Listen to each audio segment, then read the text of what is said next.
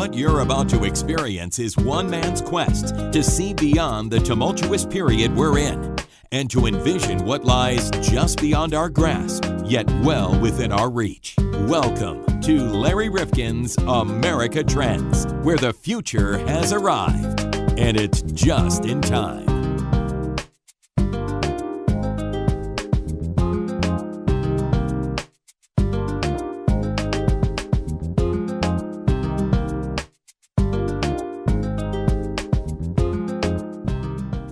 Well, this episode of America Trends is going to be out of this world, John. Out of this world. I know. Well, John, I'll tell you, this one really fascinated me. By the way, I'm Larry Rifkin, and that voice you hear so comfortably and warm and inviting is John Krofsik. And John, when you think about it, I have loved the space program here in America over the years, and I can remember where I was watching that landing on the moon in 1969. Can you remember that? I can. Just amazing stuff. I was with a bunch of friends. We were all together at a woman's house. I will tell you, it was such a signal event in all of our lives that you had to remember it. And what pride it brought to the United States. It really did. It really brought the country together for something really good, really exciting. And again, it was one of those things where we had to catch up with the Soviet Union. We were behind. They launched Sputnik in 1957, and we said, wow, we have got to get together here and figure out what we have to do to make ourselves more scientifically advanced. And John Kennedy, he pushed us to find our way in space and said, we are going to beat the Russians to the moon. Yeah, it was an amazing time. But since then, our space, NASA seems to have lost its way. It really had a lot of failures. Yeah, and of course the losses, like the Challenger, and that brought us together in another way for another reason. But we still believed that America had a role in space. John, do you think we have really documented the scientific breakthroughs that have come about because of the space program? You know, that's a very good question. I mean, so much has come about because, the computers, just think of the computers they were using then and the amazing power we have today because it all started there. And you're absolutely right. It's incredible to think about. Well, I think a lot of people think, oh, it was all about Tang or something else like there that. You go. But I remember when we had on our program Neil DeGrass Tyson, who runs the Hayden Planetarium in New York, of course. And he said that there were so many advances, and he named them. I can't name them, but there were remarkable achievements. If you looked around your home, you couldn't be but impressed that many of the things that we consider so necessary today began because of the space program. It's amazing. It really is. It's incredible. But then why did we kind of let it take a back seat? Why? Well, we went to the moon, and we went to the moon quite a few times, and then, like anything, budgets got tight, and Well, we went to war in places. We spent a lot of money there, and we lost sight of what it was that we were trying to do to show that America had preeminence in science and technology. And the space program was a great symbol of that. Fortunately for us, John, there still is a NASA. I mean, it's still there. There is, yep. Now, it keeps going back to the International Space Station, and that same Neil deGrasse Tyson says, we're going to go where man has been many times before. Yes. But we're even hitching a ride with the Russians to get there, John. So what kind of achievement is that? I know, it's terrible. But along comes Jeff Bezos, Yes, Elon Musk, Richard Branson, and others, but they're key to this story that we're going to bring to you today. And they are the new space barons. Yeah, it's really kind of an exciting time to see how these guys do. Of course, Elon Musk's put his, what's the name of his? Tesla. Put his Tesla out there. So, it's really kind of an exciting time to be around to see how these guys do it. Well, I've got to believe that a lot of people listening have heard, they've caught a glimpse on the news of something that Elon Musk is doing, or that, in fact, Jeff Bezos spends every Wednesday focused on space and not getting that package to your door. And so he's focused on this, that they love Star Trek and Star Wars, and that's what got them involved. But thank goodness for these space barons, because they are challenging America to stay preeminent in space. And they've got dreams, John, big dreams. They want to colonize Mars. They want to get back to the moon. They want to do this, that, and the other. Now, I know a lot of people think, oh, this is all a pipe dream. But, John, they're spending billions of dollars. They're working with NASA. They are now really in the lead. It's a remarkable story that I don't think people really, truly understand. No, I don't. I believe even that Elon Musk's restocking the space station with reusable rockets. Well, that is one of the great innovations in all of this we learned, John, with our podcast that we're about to bring to you. And that is that their great innovation is like, well, why are we throwing away these, rockets? I mean, we use them and then they just blow up on it, reentry. Why aren't we, in fact, reusing them? So that's one of the innovations of these private entrepreneurs. Yeah. Oh, it's amazing. I think the future is going to bring us, well, who knows, maybe Mars. Well, I think that's what they're most focused on, the red planet. And we'll talk about that in another podcast that we will bring to you in coordination with this one. But we start off with giving you a background on what's going on with these space barons, Elon Musk, Jeff Bezos, and the quest to colonize the cosmos. And again, I want to thank them for what they're doing. And I want to thank Christian Davenport, who's an incredible reporter about the space program. And he's got a great new book, The Space Barons, and you'll hear it only here on America Trends. With us on the line is Christian Davenport. The book is called The Space Barons.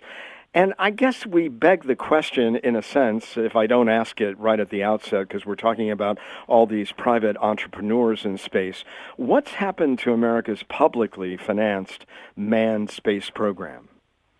Well, right now it doesn't exist.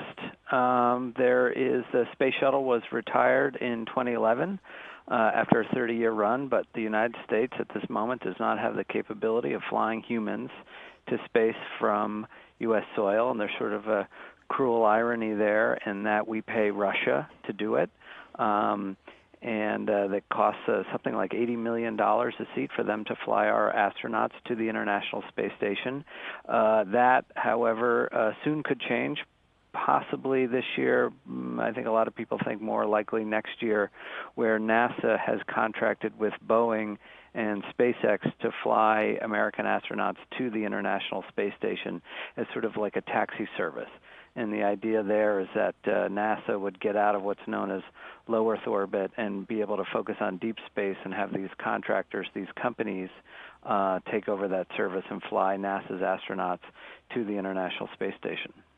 How have we let our program atrophy in the way that we have?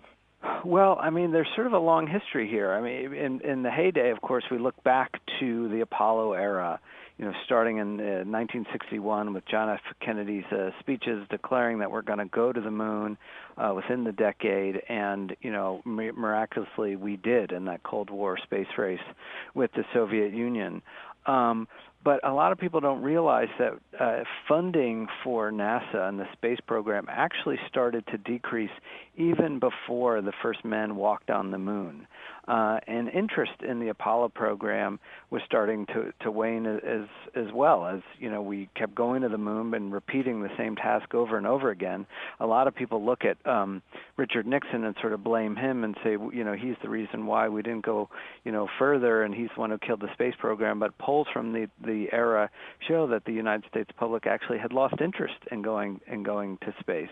After Apollo, it was sort of a compromise where they had to figure out what they were going to do next. And while a lot of people, including Gene Cernan, who was the last man to walk on the moon, had thought, that the country would be on Mars within by the end of the century, they decided to go with the space shuttle, and the idea was to build a reusable, affordable spacecraft, that would make space travel more efficient, even though we were just going to low Earth orbit and eventually to the International Space Station. But, that, I think in a lot of ways, for as amazing as the shuttle was reusable, but it didn't, achieve the affordability. And as amazing as the International Space Station is, some people say it's the most impressive engineered object ever made. It never did quite capture the attention of the moon. And, the moon is 250,000 miles away. The International Space Station's about 250 miles away. It's just not as ambitious. I think it was Neil deGrasse Tyson who said, in going to the International Space Station, we're going in, low Earth orbit, we're going where we've gone many times before. And now we're in this era where you've got these billionaires investing in space, trying to make it more accessible, more reliable, some of the original goals of the shuttle program.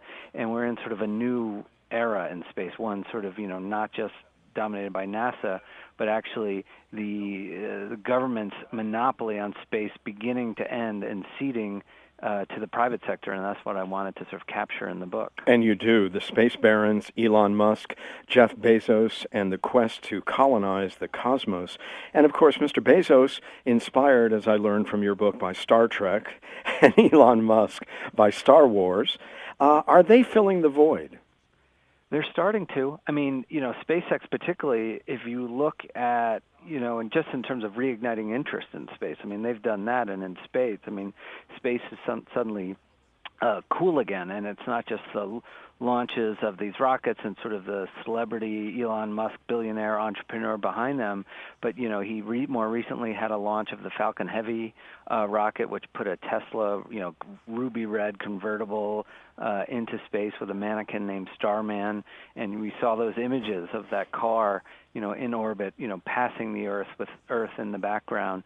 And from that perspective, it really has reignited interest in space and, their abilities to innovate and to do things that nobody thought possible, like, for example, landing and reusing their rockets. And that's something that Jeff Bezos and Blue Origin did with their suborbital vehicle, the New Shepard, which goes, up and then comes straight back down.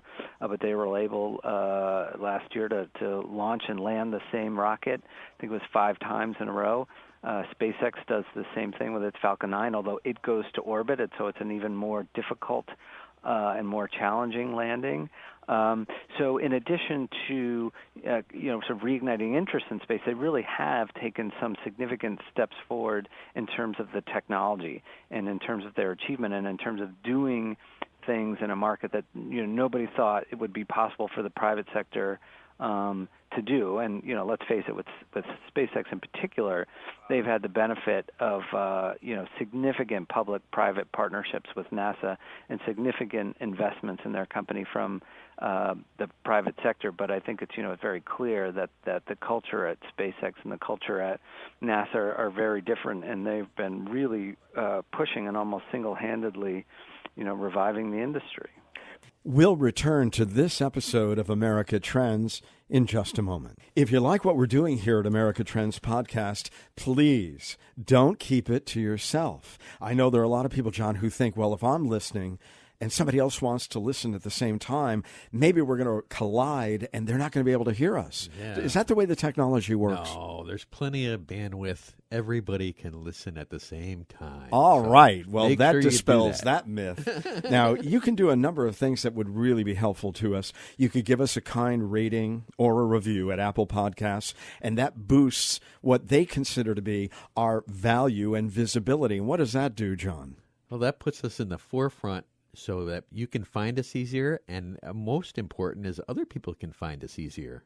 And you can subscribe there or on our site, americatrendspodcast.com, or wherever you're listening, so we can alert you to new episodes of the podcast, which, by the way, we put out twice a week on Tuesdays and Thursdays. Or you can like us on Facebook or follow us where, John? On Twitter. On Twitter. That's right. We're the world turns to hear fake news or whatever it is. Well, Not you can us, though. direct We message have real us news. at Trends Podcast or using hashtag Trends Podcast. And John, with our growing audience, and really it's been pretty remarkable, a lot of people just came to us the last month or two, and they might have missed earlier episodes. Can they get them again? They can look through them and pick the ones they want to listen to. They're all on the website, and a lot of them are up on iTunes, many of them.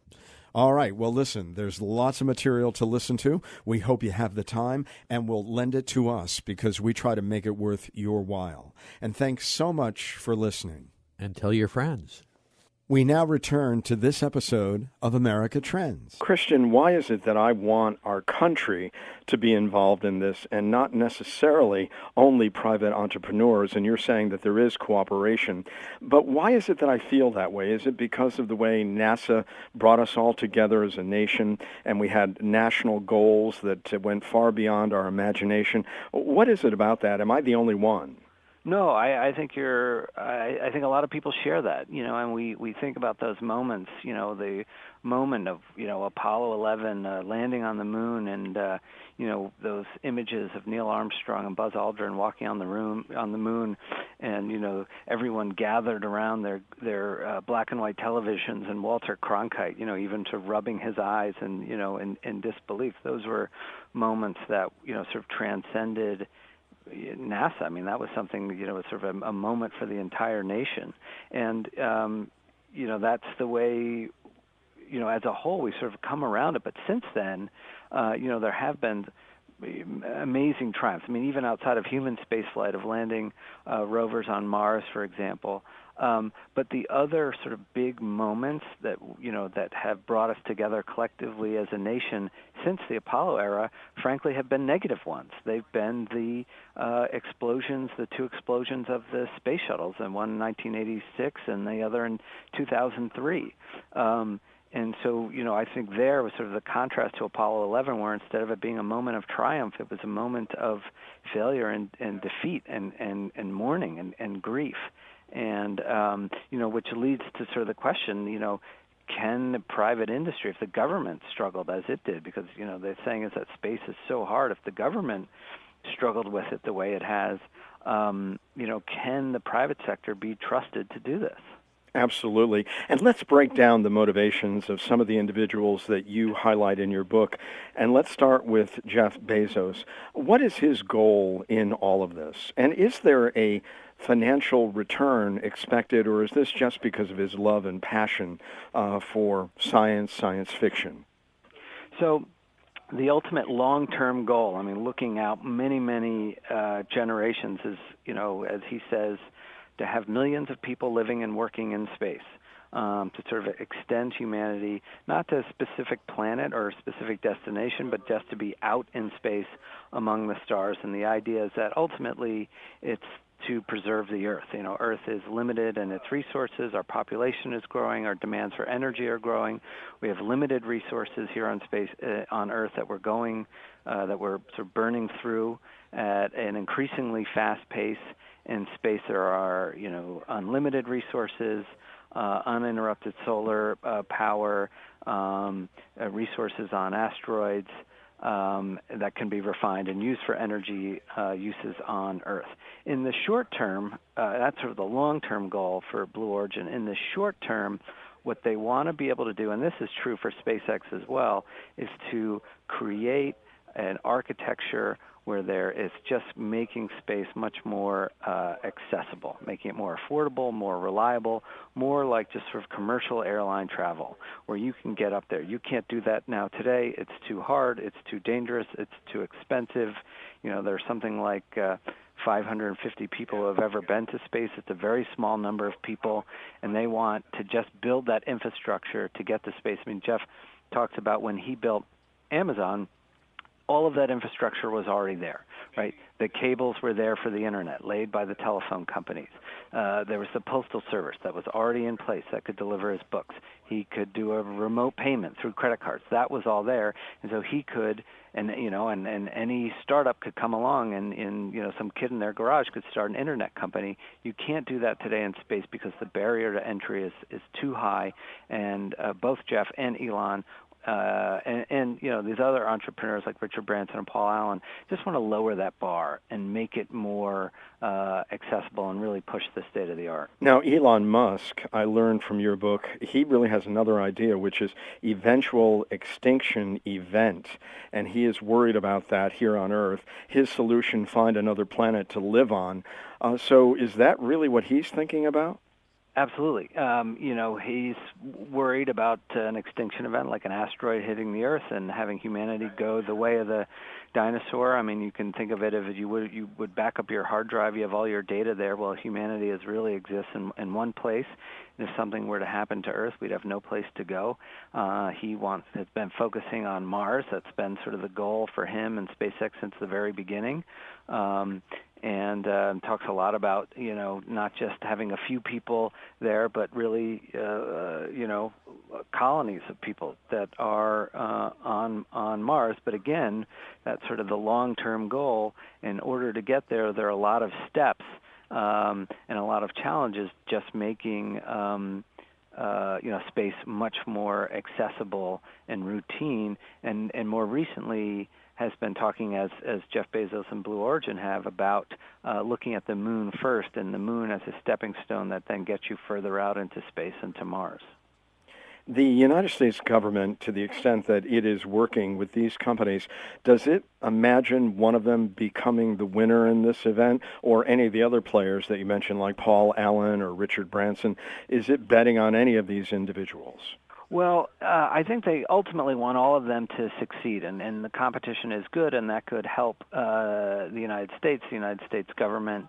At this point, NASA has really spent a lot of money helping SpaceX. The SpaceX got big contracts to fly cargo to the International Space Station, which it's been doing. It has a contract, as we talked about earlier, to fly astronauts to the space station. So NASA, just by itself, has invested several $1 billion into SpaceX. SpaceX also competes and has won a few contracts from the Pentagon to launch national security satellites into space. So there's investment there. But ultimately, I think the Pentagon and NASA want to have a lot of options, a lot of companies that they could turn to for help with these kinds of services. We focus a lot on the launch providers and the rockets, but there's this other industry that's now starting to come up for building habitats. And there's a company called Bigelow Aerospace that builds habitats that expand, sort of are filled with air and blow up once they get out into space, and they're made with like a Kevlar-like material. And they're already looking to the day sort of beyond the government operating the International Space Station and creating sort of a space, place for researchers to go, but it could be for tourists to go as well. So it was the government that helped stand up some of these companies, although, to some extent, Blue Origin, while it has partnered with the government, has taken far less money. I think it's only, 25, 30 million, something like that from the government. It's been almost exclusively financed by Jeff Bezos' fortune, but they're just now starting to sign up customers and reaching out to the government that it want to partner with as well. I would imagine a lot of people listening to this might say to themselves, well, is this just a passing fad or a fancy on the part of these individuals? Because we think of Elon Musk being very involved in battery technology and Tesla, and we think that Jeff Bezos has his hands full running Amazon and being one of the big four these days in terms of technology. So how much time do they spend on all of this? So Elon splits his time really between SpaceX and Tesla, but of course has got the Boring Company that he wants to make tunnels, and Neuralink, and he spends doing human-machine teaming, and it talks a lot about the dangers of artificial intelligence. Jeff Bezos spends, when he's in Seattle, 1 day a week at Blue Origin on Wednesday. Wednesdays are for space. And, but I think that for Jeff in particular, and this is true with Elon too, but Jeff is really, really passionate about space. And he has talked about how, Amazon for him was this lottery ticket that he won, and, gave him this great fortune that he now uses in order to fund Blue Origin. And it's been, almost all of his own money doing that, and that sort of shows you how passionate he is about it and how dedicated he is about it. And, and I told him when I was trying to get him to participate in the book, I said the world, sees you through the lens of Amazon, which obviously makes sense. But I said, but I think to really understand you, the American public and, and the world needs to see you through the lens of space, because I think that's obviously a huge passion of yours. And, I think you can make the argument maybe that he's even more passionate about space and Blue Origin than Amazon, though I'm sure he would deny that publicly. But, to show you, for example, the lengths, and the depth of his passion and interest in space, and I recount this in a chapter in the book, he hired a team of some of the best deep sea explorers, that money could buy, sort of this international team, and they went out on this expedition in 2013 to find and recover the engines from the Saturn V rocket that flew the Apollo astronauts to the moon in the late 60s. And these are bits of metal and steel that have been wasting away on the bottom of the Atlantic Ocean, because of course they were from the first stage, which propelled the rocket into space and then fell into the ocean. And Jeff personally was on board this expedition for 3 weeks. He was with his parents came with him, his brother-in-law, and they did find those F1 engines and recovered them. I mean, and if you want to get a sense of how much he cares about it, I think that nothing says it more than that he would go to such lengths to, recover what for him, to you or me, we may look at those and go like, well, it's, it belongs in a scrapyard, but for him, they belong in a museum, and where these really important historical and cultural and, scientific artifacts. Absolutely. The book is called The Space Barons by Christian Davenport. We're talking primarily about Elon Musk and Jeff Bezos. There are others in this game, but let me continue with the two of these individuals. You do a great job of comparing and contrasting them stylistically. How important is showmanship in all of this to keep our attention focused on it? Well, for Elon and SpaceX, that has been, incredibly important. I mean, they had to break into the market, and particularly in Washington, and they launched a lobbying campaign and a legal campaign. They had to show their technical prowess, the fact that they could build a rocket and fly to orbit successfully. But another part of it was just getting NASA's attention, the government's attention, and the public's attention. And Elon has been brilliant at doing that. And we saw it just the other month with the launch of the Falcon Heavy and that Roadster in space. I mean, that was, I think, a really important moment. I mean, we talk about the Earthrise photograph that the crew of, I think, was Apollo 8 took of, seeing the Earth from a distance and partly in shadow, and that, really resonated with the American people. To some extent, that picture of the Tesla in space is that kind of cultural touchstone for a new generation. But it's something that Elon has been doing from the very beginning. It's not a new thing. He does it with Tesla. He, even before I launched a rocket, paraded a model of his Falcon 1 rocket into Washington along the National Mall, it's sort of a stunt to get people's attention. And, he's had great success with it. It's also backfired, frankly. He tends to overpromise, particularly on his timelines of what he's able to do. The Falcon Heavy was delayed and delayed. He keeps talking about Mars as if it's going to happen sometime soon, but that keeps getting pushed back. Their program to fly astronauts to the International Space Station has suffered delays. So, that's come back to bite him a few times, but I think on the whole, he's sort of become this figure that has made space cool again. I mean, I don't think you can do a direct comparison to, a Neil Armstrong or a John Glenn. I mean, it's very different, but when you look to space today, it's not like astronauts are household names, but Elon is. And I think he's really done that for space. Now, they have had other setbacks, the death of a test pilot, a rocket explosion, sabotage. That doesn't deter them, does it? Well, yeah, and the death of the pilot was with Richard Branson's Virgin Galactic. Elon has had two rockets that have blown up. There were no people on it and nobody was hurt. But yes, that's sort of a critical thing, that these were, space is hard. They have suffered failures and setbacks, and in the case of Virgin Galactic, that fatality, and there's sort of a big question: would that do them in, or would they be able to, sort of press on? And in both cases, they, pressed on, and they come from a different culture too, right? I mean, we're talking about, particularly with SpaceX, the sort of Silicon Valley ethos that you're supposed to, fail quickly and then learn from your mistakes and pick up and carry on. And that's what they did. And there were big questions around Virgin Galactic as to whether they would continue on and whether it was worth it, And then there are just huge risks associated with spaceflight. But, culturally, they're also like, it's not just a Silicon Valley thing. They're kind of, libertarian as well. And, in one conversation with someone I had for the book, he recounted a story that Elon was talking about how, if you climb up Mount Everest, I mean, there are literally, you'll step over bodies of people who died on the way trying to get to the mountain. And yet, as a society, we sort of say, well, if you want to risk your neck climbing Mount Everest, that's your decision to make. Yet when it comes to space flight, the industry's concern is that there will be a reaction, to a death, and that come in and regulate and restrict it, or even ban it, and really hurt the industry. So they've pushed very hard to try to, keep the regulations loose.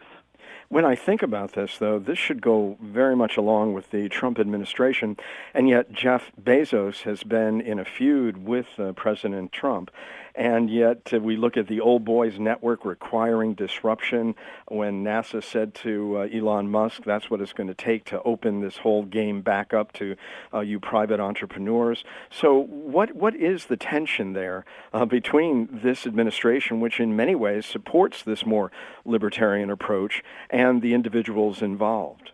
Yeah, it's interesting because there has been, the criticism by Trump of Jeff Bezos, yet that seems to have been squarely on Amazon and the Washington Post, but hasn't extended to Blue Origin, his space company, at least not yet. At the same time, what you've seen come out of the Trump administration, which reconstituted the National Space Council, which Vice President Pence heads, and they've had been very explicit that one of the ways in which they want to advance exploration in space and to really sort of capture people's attention and have sort of a success is to leverage all of this expertise and frankly all of these resources that these billionaires have in order to get to the moon.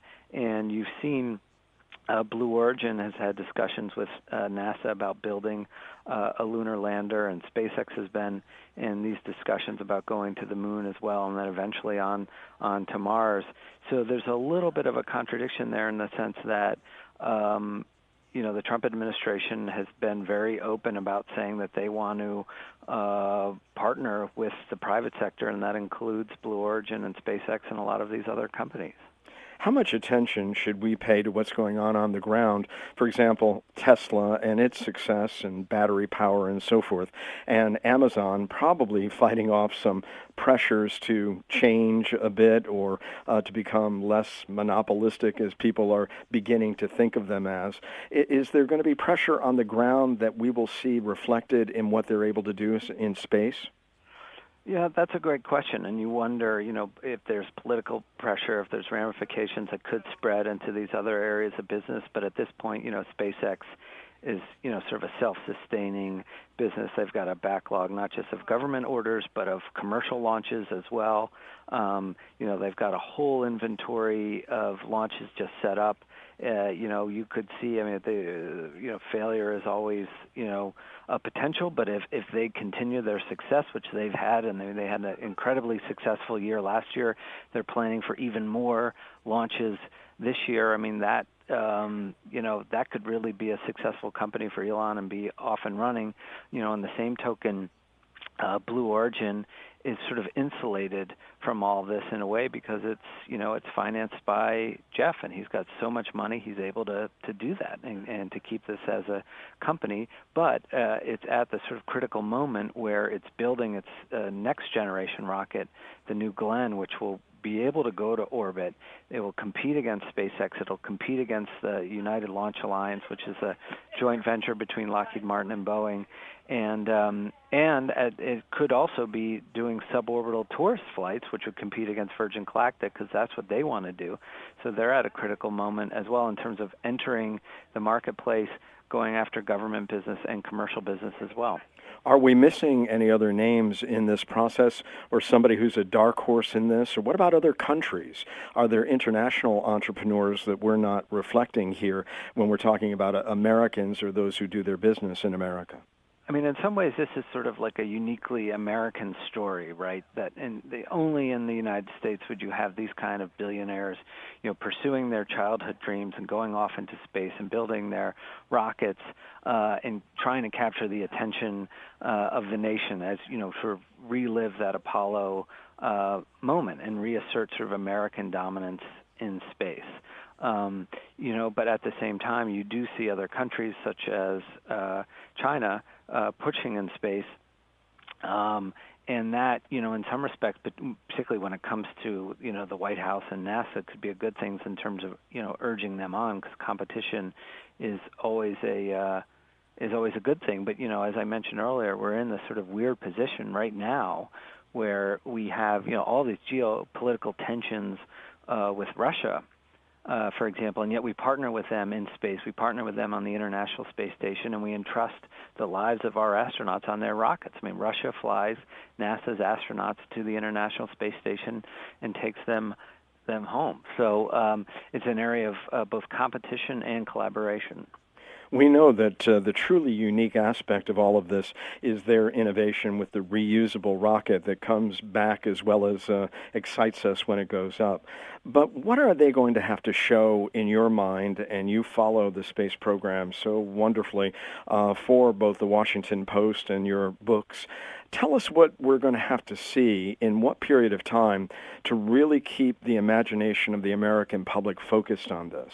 Well, right, and you mentioned the reusable rockets, and that's, an innovation that a lot of people didn't think was possible and, has the potential to really upend the market and make it much more affordable, right? Because typically what you would do is throw away the first stage of your rockets into the ocean. It's like getting an airplane and fly from New York to L.A. and then throw away the airplane. That would make airplane travel just prohibitively expensive. But sort of the next step is, and for all of the innovations and triumphs and successes they have, laced in with setbacks, these companies have not yet flown a single human being to space. And that is going to be a huge challenge. Now, we did see it in 2004 with the Ansari X Prize, which was backed by Paul Allen, and people thought that was going to be, the sort of watershed moment. But it, we haven't done it since, and these companies have it done. And SpaceX has not flown a human being. Blue Origin has not flown a human being. It's possible those first flights could come this year or next, but that is going to be a huge challenge, and that's something that, the government and the regulators are going to have to get comfortable with. And, up until now, they've given them a lot of free rein, and the regulation that governs that is, and it's essentially an informed consent policy. It's like going skydiving. You sign your name on the dotted line, and you're allowed to go skydiving. That's what would regulate, space tourism flights.